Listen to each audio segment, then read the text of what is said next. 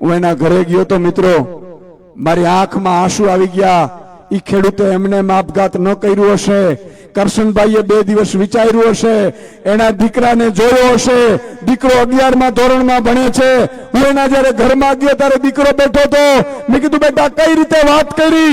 અને બીજો તમે કલ્પના કરજો, આજે તમારા રૂવાટા ઉભા થઈ જાય ને તો જ સમજો કે તમે સાચા છો. જો બેદલા હશું ને તો આપણે આ વાત સમજાશે નહીં.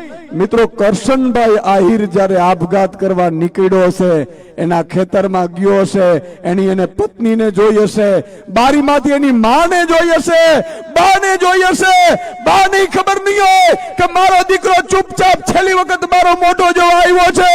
દીકરાને જોયો હશે, દીકરો એમ કરીને નજર કરીને સૂતો હશે અને છેલ્લે એને ભગવાનને પ્રાર્થના કરી હશે કે હે મારા લાલ, હે મારા દ્વારકાધીશ, હું હવે જીવી નહીં શકું, મારા દીકરાની તું ધ્યાન રાખજે, મારાથી લોન નહીં ભરાય. અને રડતો રડતો ગયો છે. કલ્પના તો કરો, આ નમાલા નેતાઓના કારણે આપણા જ્ઞાનનો આગળવાનોને મરવું પડે છે.